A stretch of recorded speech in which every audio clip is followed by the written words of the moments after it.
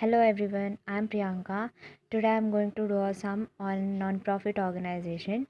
So the question will be prepare income and expenditure account and balance sheet of the company. So let's see the question. What's the question actually? So there the question is given. The question has already given you the balance sheet of the previous year and the receipt and payment account. So we with the help of these two and few adjustments we have to solve this question. So first step will be to prepare the income and expenditure account. First you will have to write you will have to write the books of dash.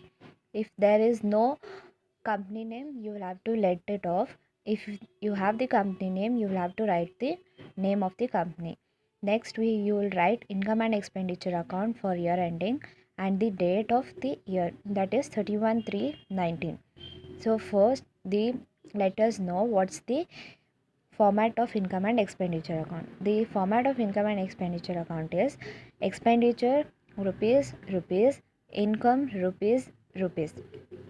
So as we will prepare the income and expenditure account with the help of the receipt and payment account and few adjustments. So let us do the first step. First we will we will write it or write expenditure first and then we will go to the income side. So first we will go to expenditure.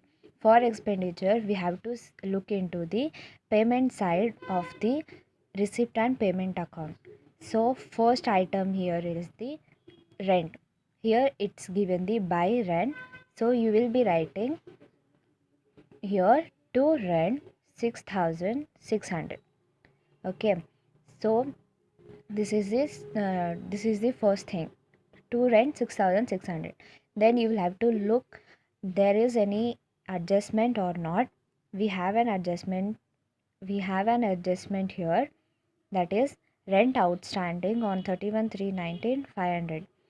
So this is the rent outstanding of current year So you will be adding it to the uh, to rent.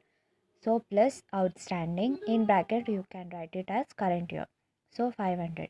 Then you will have to look into the old balance sheet. Here they have given outstanding rent. So this is of previous year outstanding. So you will be taking it as minus. So minus outstanding of previous year, that is 100. Now calculate all this.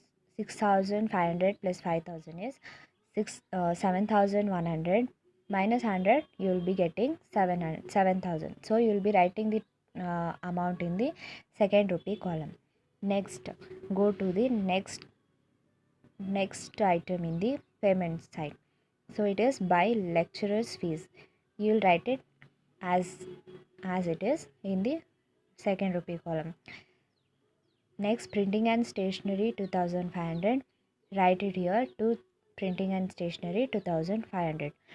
Next you have buy books here 8,100, and they have asked you to calculate depreciation on books including the purchase. So buy books is 8,100. Purchase is 2,000 here.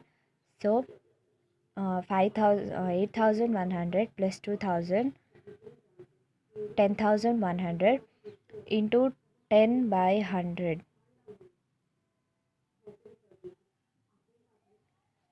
If you calculate it you will be getting 200. So write it off like 2 depreciation on books 200. Next you have to calculate 2 depreciation on furniture. So what's the amount of furniture? 9,900. You have also given 3,000 as the purchase. So 3,000 into 10 by 100 300. New purchase 9,900 into 10 by 100 and 6 by 12 is equal to 495. So the total depreciation on furniture will be 795. So write it as 2 depreciation on furniture 795. So we have completed all our expenditure side. Next we will go to the income side. So for income side you will have to look into the receipt side. So to balance will not be taken in the income and expenditure account. So go into the second item, that is to subscriptions 32,500. Write it as it is in the first column. Buy subscriptions 32,500. Next look into the adjustments. Here you have given subscriptions outstanding of current year. So what will we be doing? Outstanding of current year will be always plus. So it is 750. Add it to the 32,500. So next you have a subscription in the old balance sheet. Outstanding subscription 500. So you will have to minus outstanding subscription 500. So when you solve this you will be getting 32,750. Next look into, they have told donation to be capitalized. Donations and life memberships to be capitalized. So these two items will not be taken into the income and expenditure account. So next go to profit on entertainment, that is 7,250. You can write it in the same, in the second rupee column. Next item you will have is to interest. You write it in the same, in this second rupee column. By interest 1,100.